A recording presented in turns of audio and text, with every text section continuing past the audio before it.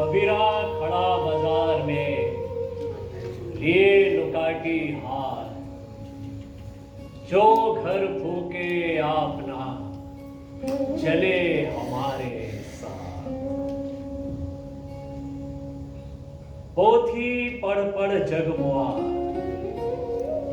पंडित भया न कोय, ढाई आखर प्रेम के, पढ़े सो पंडित। अरे नहीं, मैं कबीर नहीं हूं। हाँ, लेकिन कबीर मेरे मानस गुरु जरूर है। मेरे मानस गुरु तो इस दुनिया से गए हुए, जिसे लोग मरना कहते हैं, सदियां बीतते हैं, लेकिन आज भी मैं तुम्हें अपने भीतर जीवित पाता हूं।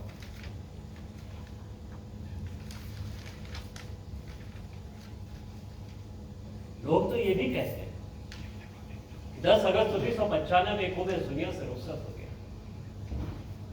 कहने दो लोगों को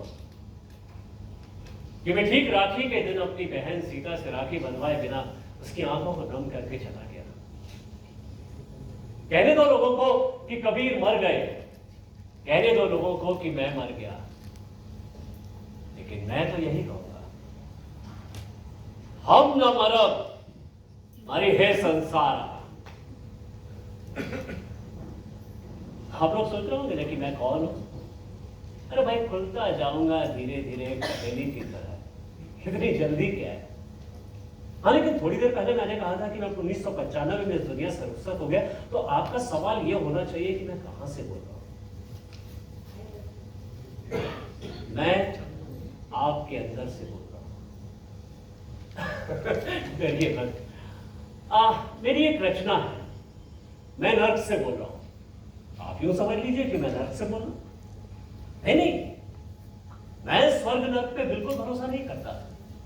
अरे ये तो उद्योगपति और ऑयल किंग है, इनके हाथों से बिके हुए पंडित हैं जो लोगों को समझाते हैं कि जो यहां दुख पाएगा वो वहां सुख पाएगा।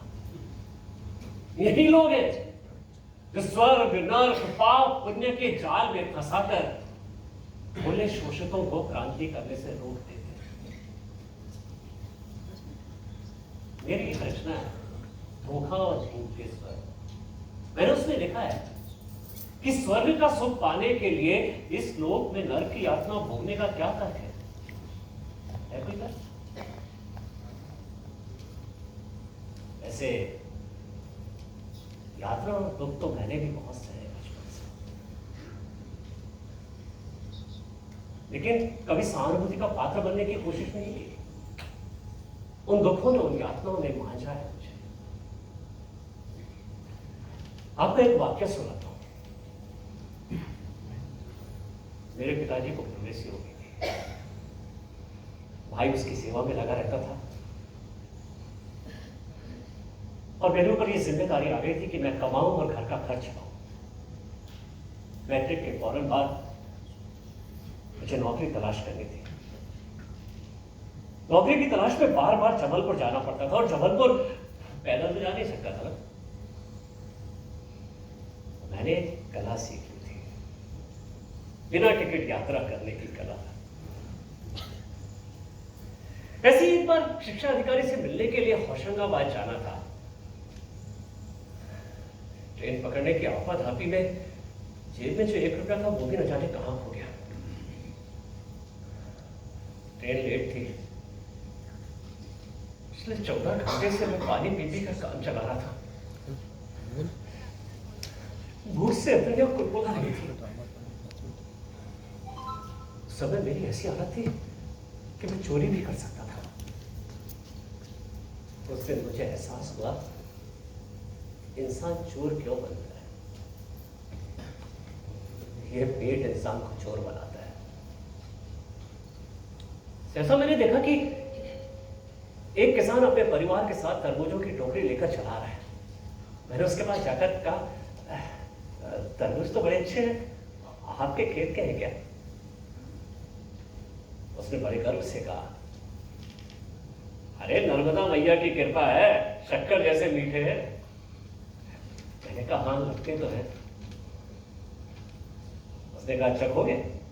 मैंने बिना देर किए हाँ में सिर हिला दिया। उसने 2 भागे काट कर दी। मैंने बिना समय गंवाए कम से कम छिलका छोड़कर उन्हें खा लिया और नल से पानी पी लिया।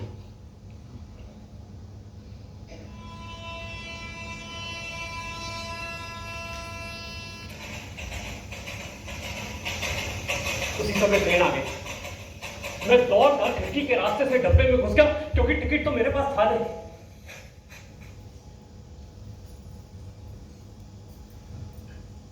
नौकरी तो मुझे मिल गई, लेकिन अपने उसूलों के चलते मैंने नौकरी छोड़ दी।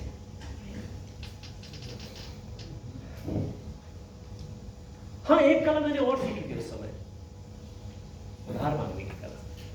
अब किसी की तिजोरी में पैसे भरे पड़े हो, सड़ रहे हो और कोई भूखा मर रहा हो, ये बात मेरी समझ में नहीं आ रही। आप में से शायद कुछ लोग समझ गए होंगे कि मैं कौन हूं, लेकिन बताइएगा मत। और जो नहीं समझे वो भी थोड़ी देर में समझ जाएंगे। मैं एक लेखक हूं।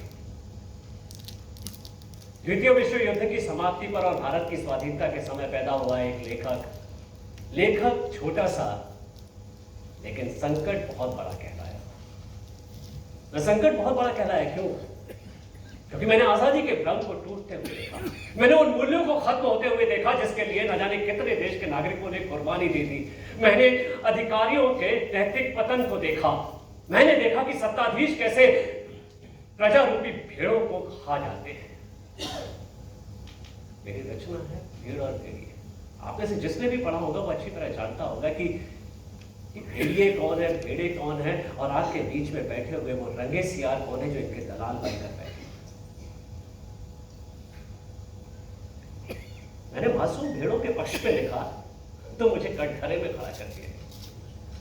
कहा गया कि हाँ, इसे तो तल्ख होना ही था। मार्क्स स्कूल का विद्यार्थी जो है, अगर मैंने गरीब, शोषित और वंचितों के पक्ष में लिखा तो क्या गलत किया? मार्क्स ने दबे हुए, कुचले हुए लोगों को उठाने की बात की, मैंने भी वही की। क्या गलत कहा है मार्क्स ने? अगर उसने कहा है कि धर्म एक अफीम है, आज आप देख लीजिए कैसे अंधेरे का डर दिखाकर धर्म की टॉर्च बेच रहे लोग। अगर सत्ता के शोषण के खिलाफ लिखना अपराध है तो मेरे ख्याल से ये अपराध हर लेखक को करना चाहिए।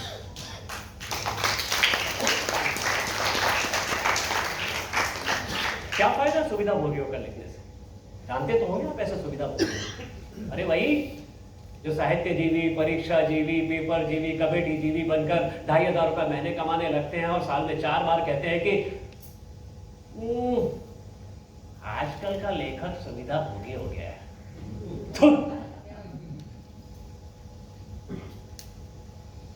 मैं सुविधा भोगी नहीं बन पाया, इसलिए नौकरी छोड़ दी। भाग्य पर भरोसा करके समझौता नहीं किया कभी मैंने। क्या किसी ने कुछ कहा? क्या कहा? जोर से बोलिए। मैं नास्तिक हूं। अरे तो बोलिए ना।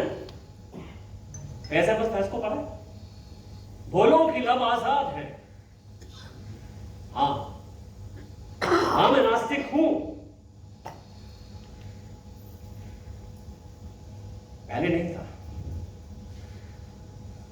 बचपन में मैं भी भगवान को बहुत मानता था, फिर मानना बंद कर दिया। वजह जानना चाहेंगे? इसके लिए आपको मेरे बचपन की तरफ चलना पड़ेगा।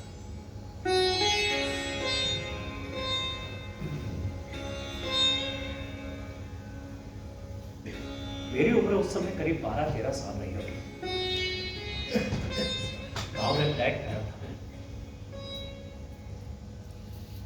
सभी लोग कहां छोड़कर जा रहे थे, लेकिन हम लोग नहीं जा पाए क्योंकि मां बीमार थी और वो कहीं जा नहीं सकती थी।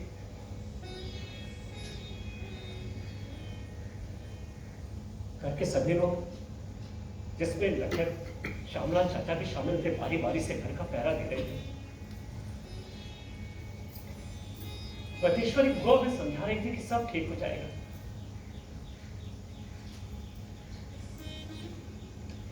मां भी हमें ढाढ़स बजा रही थी और हम सब गा रहे थे,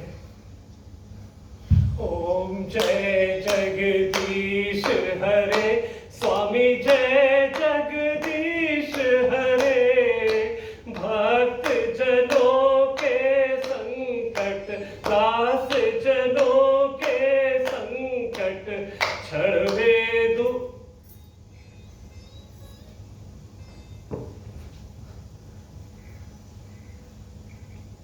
हमारे संकट तो दूर नहीं हुए, लेकिन मां के प्राण उसके शरीर से जरूर दूर हो गए।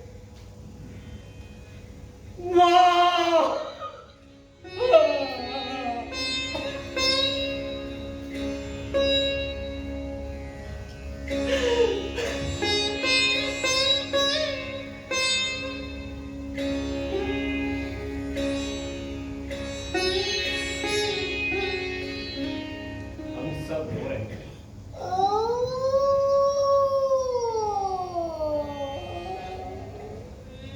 और हमारे साथ रो रहे थे कुत्ते, क्योंकि गांव में और कोई नहीं था।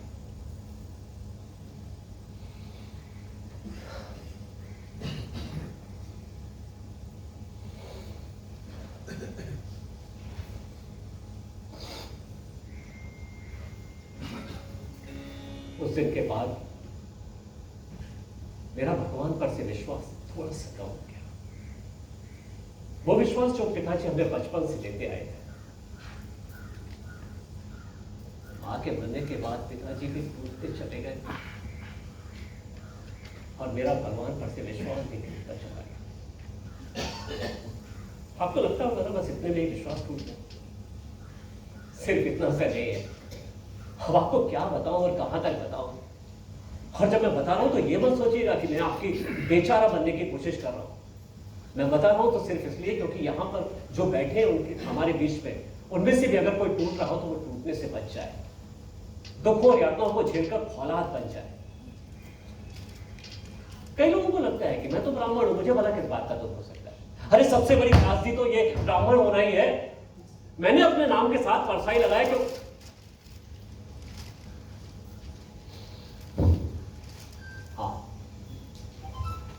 मैं परसाई, हरिशंकर परसाई।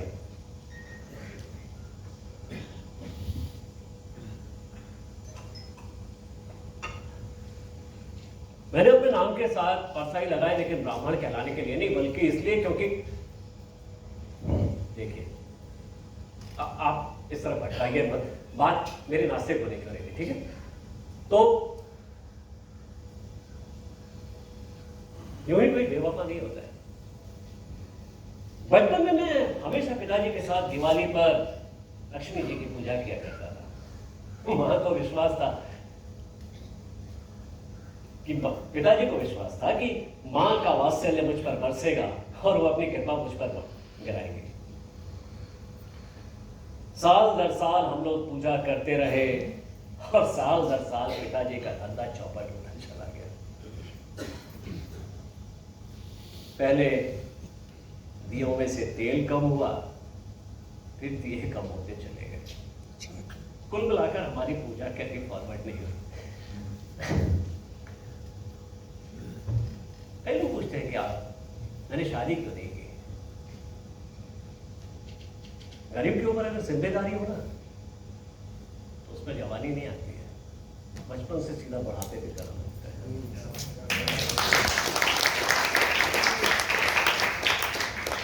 और फिर हालात जब सुधरे तो मेरी बहन विधवा हो गई। मैंने देखा कि मेरे सारे रिश्तेदार उसके बच्चों को बांटने की तैयारी कर रहे हैं। उसे ये देखा नहीं गया। मैंने कहा किसी को कोई चिंता करने की जरूरत नहीं है, मैं अपनी बहन के परिवार को संभालूंगा। इसके बच्चे और ये हद से यही मेरा परिवार है।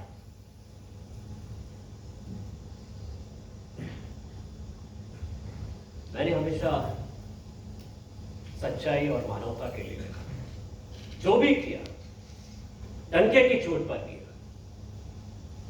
और सच कहूं तो ये विचार ही परसाई है, ये विचार ही कबीर है।